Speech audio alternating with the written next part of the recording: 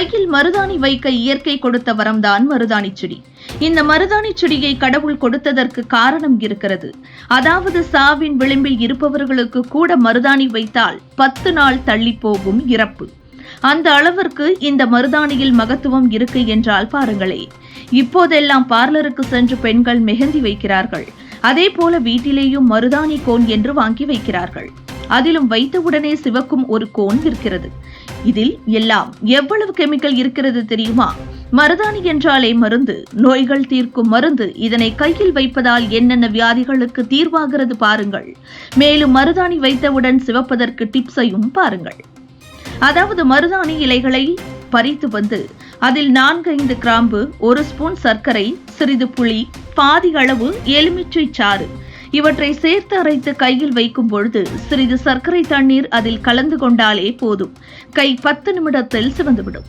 கையில் மருதாணி வைப்பதால் உடலில் உள்ள வெப்பத்தை தணித்து உடல் சூட்டை தணிக்கிறது. மருதாணியை நாம் கால்களில் ஏற்படும் வெடிப்புகளில் தேய்த்து வந்தால் பித்த வெடிப்பும் மறையும். முடி உதிர்தல், இளநரை, வழுக்கை, முடி அடர்த்தியாக வளர மருதாணியை அரைத்து தலைக்கு குளிக்கும் முன்பு தலையில் தேய்த்து மசாஜ் செய்து 1 மணி நேரம் ஊற வைத்து பின் குளித்தால் முடி தொடர்பான அனைத்து பிரச்சனைகளும் தீர்ந்துவிடும். சிலருக்கு மருதாணி இட்டுக்கொண்டால் சளி பிடித்துவிடும். இதற்கு மருதாணி இலைகளை அரைக்கும் போது கூடவே 7 அல்லது 8 நொச்சி இலைகளை சேர்த்து அரைத்து வைத்துக் கொள்ளலாம். தீக்காயங்களுக்கு மருதாணி இலைகள் பெரிதும் உதவி புரியும். மருதாணி இலைகளை அரைத்து தீக்காயம் ஏற்பட்டுள்ள இடத்தில் தடவினால் வலி வெகுவாக குறையும்.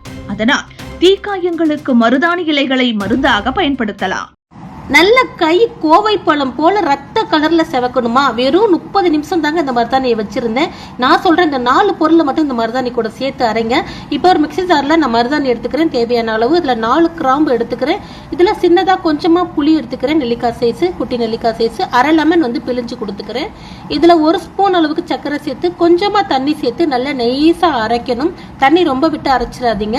பாருங்க, இப்படி வலிக்கும் போதே அந்த கையில எப்படி செவக்குது பாருங்க. இந்த 4 பொருளை சேர்த்து நீங்க மருதாணி அரைச்சு வச்சு பாருங்க. இன்னும் ஒரு டிப்ஸ் இருக்குது, அதையும் சேர்த்து செய்யுங்க. இப்ப அது டப்பால போட்டு மூடி போட்டு வச்சிடறேன். ஒரு 10 நிமிஷம் இருக்கட்டும். நான் சொன்ன டிப்ஸ், 1 டேபிள் ஸ்பூன் சர்க்கரையில கொஞ்சமா தண்ணி சேர்த்து மிக்ஸ் பண்ணி வச்சுக்கிறேன். அது எதுக்காகனா மருதாணி நம்ம வைக்க போவையில அந்த தண்ணி தொட்டு வச்சோம்னா, சர்க்கரை தண்ணி தொட்டு வச்சோம்னா நல்லா இன்னும் நல்லா செவக்கும். நம்மளுக்கு நல்ல கோவை பழம் போல நல்ல செக்க செவல்னு செவக்கும். அரை மணி நேரத்துல இருந்து 1 மணி நேரம் நீங்க வச்சீங்கன்னா கூட போதும். ரொம்ப நேரம் 4 மணி நேரம் 5 மணி நேரம் வைக்க வேண்டிய அவசியம் கூட இல்லை. கை அந்த அளவுக்கு சூப்பரா செவக்கும். நீங்க மருதாணி எடுக்கையில நல்ல மருதாணி, செவக்கிற மருதாணியை பார்த்து எடுத்துக்கோங்க. இப்ப நான் ஒரு 30 நிமிஷம் வச்சிருக்கிறேன். பாருங்க, அந்த மருதாணியோட ஈரம் கூட இன்னும் காயல. எடுத்து காட்டுறேன் பாருங்க எந்த அளவுக்கு செவந்து இருக்குன்னு.